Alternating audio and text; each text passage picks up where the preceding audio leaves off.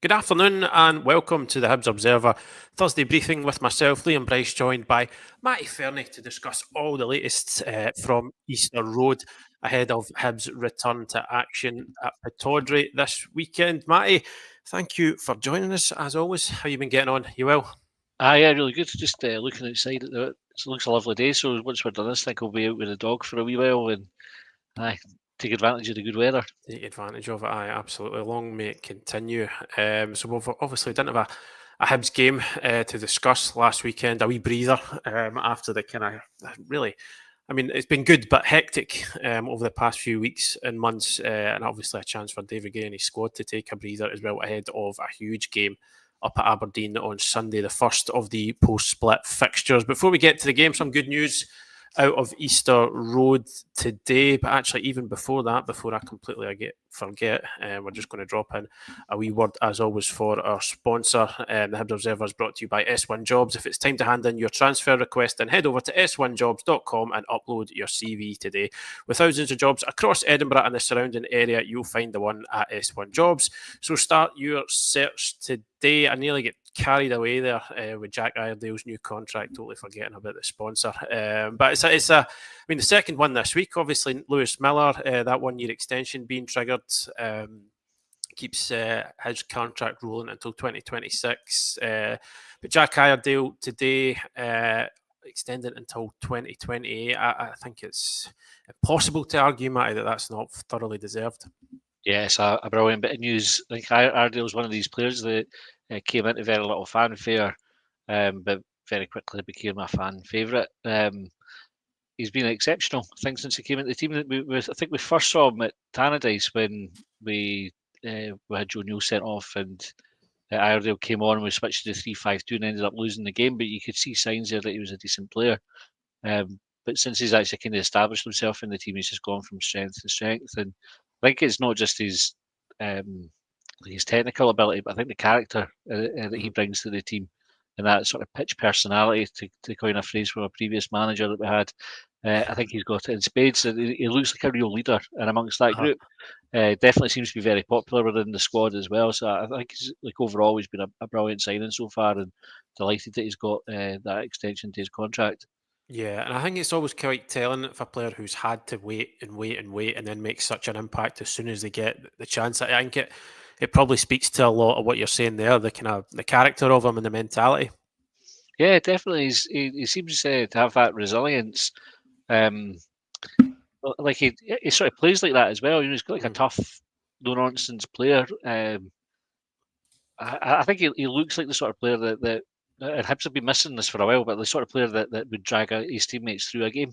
Mm-hmm. He has that. I think he's obviously into that settled defence alongside Rocky and Lewis Miller at the moment as well. And the team, touch wood, have sort of stopped shipping goals, and I think he's like a huge part of it. I think it speaks volume. And even somebody shared the announcement tweet from when he signed. I think it was on deadline day.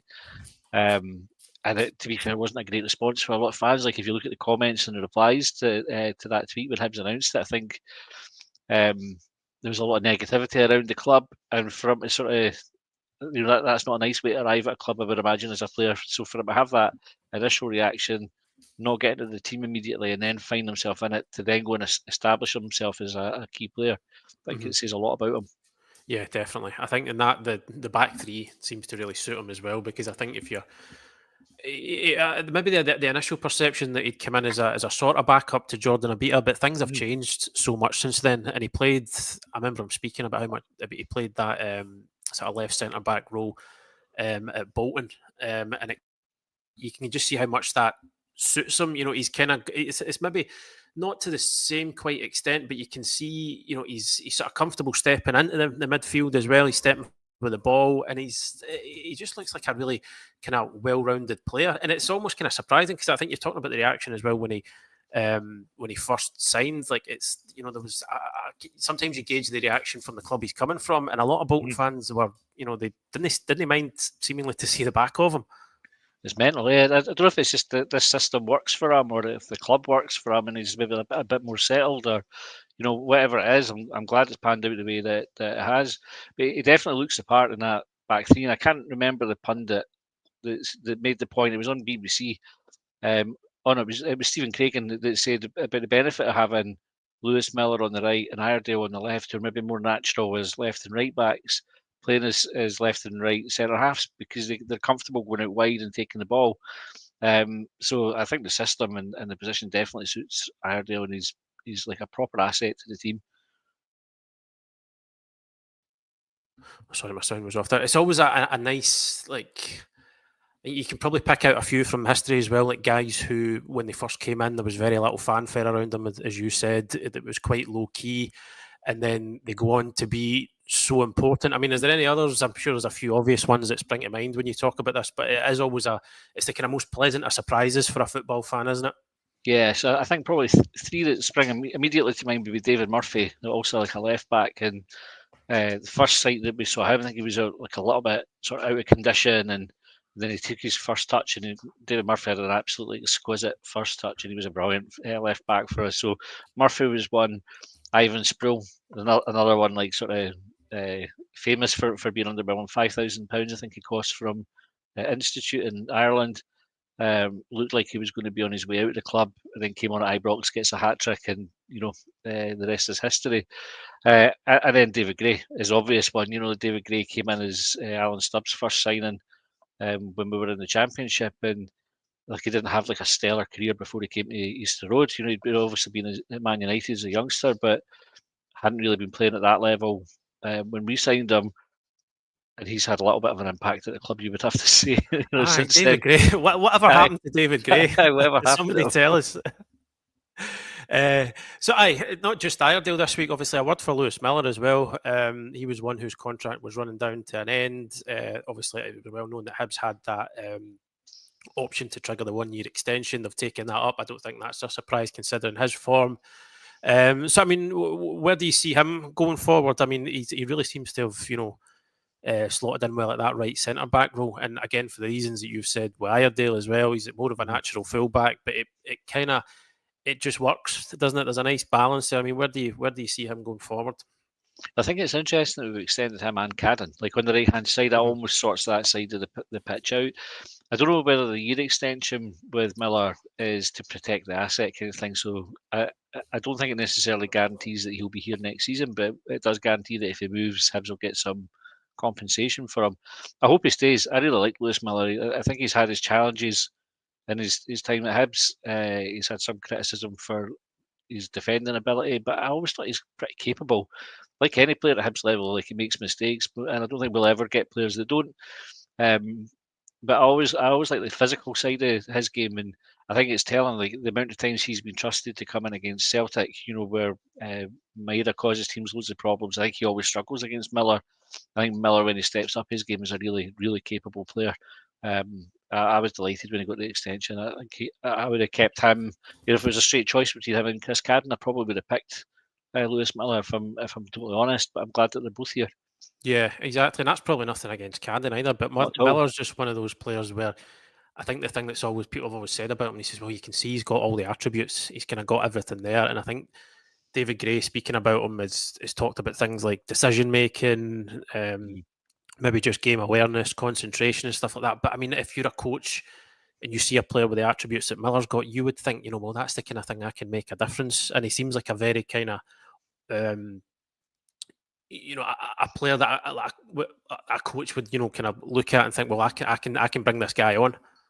Definitely. I think it's actually something that you could give David Gray and the coaching team credit for this season. There's very few players in that squad that haven't gone on an upwards trajectory in terms of their performances, and it's obviously that speaks volumes to the coaching that they're getting. I think if you look at Miller's career curve since he's been at Hibs, there's a vast improvement from the Lewis Miller that we first saw to the one that's turning out just now. And I think that the change in shape and the change in position has helped him. But I'd be pretty confident if he went back to right back, we would see a better Lewis Miller there as well as a result of that experience. Aye, absolutely. And you'd expect, I think, the way things are going for both of them to be in the team again this weekend. First of the post-split fixtures back up to Pittodrie.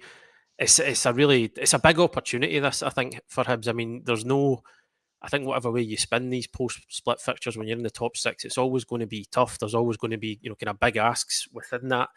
But I think in terms of the way it's landed, if you're playing Aberdeen and Dundee United, you're sort of two at the moment main rivals for finishing third. And it just feels like an opportunity, because if you come away with positive results in those two games, then you're well sat for those last three, aren't you?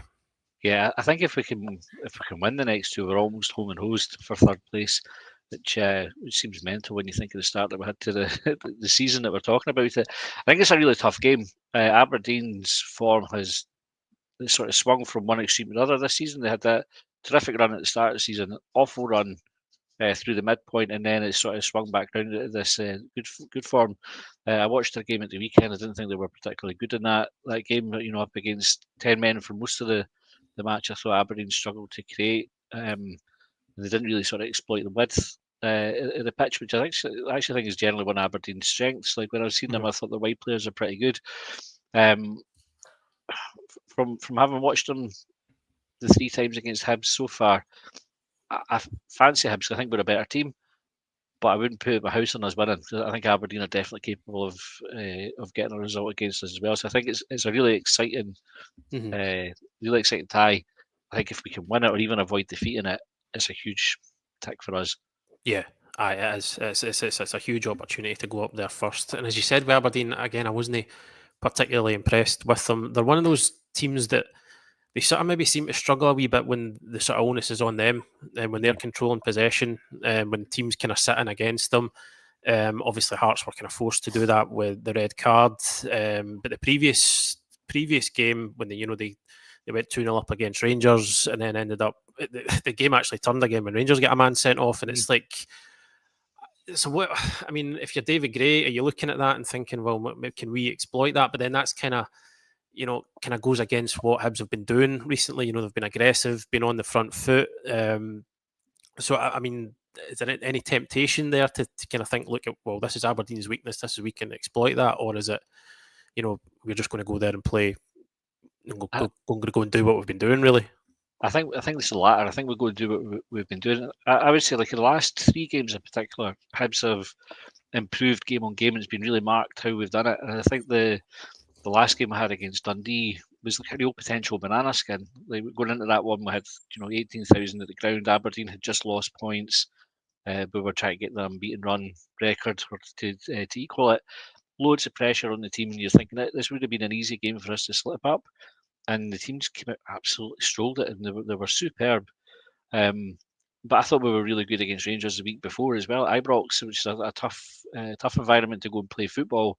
I thought Hibs played Hibs game in that one as we did against St Johnstone the week before. And I would fancy us to go and do the same up at Pittodrie as well. I think when we go and impose ourselves on the game and get on the ball, we're a really good team and we cause teams trouble. So I think they'll look at David Gray will definitely be aware of what Aberdeen do and know how to exploit whatever deficiencies they have. But I think the onus will be on us to just go and play our game first and foremost. Yeah. Any changes for you? Because I mean, assuming we don't know exactly who's available and whatnot yet, we'll find that out tomorrow. At David Gray's press conference. Just, I think for some of these away games, at Pittodrie, say maybe Tannadice, Tynecastle, I think the approach is not completely altered, but I mean, there has been a bit of pragmatism at times. Of kind of looking at this for a piece that we'll have on the website later today. It's just that the proof there is in the stats. Like at these, likes of Pittodrie, away at Tynecastle, Tannadice, Hibs, they do go a bit more direct, and I think David Gray has, he's preferred, guys like Josh Campbell to come in these games. He was a really good game up at Pittodrie the last time. Obviously, it's been Junior Hoylett. Over the past few games, Kugarevich has started over Kieran Bowie. I mean, would you?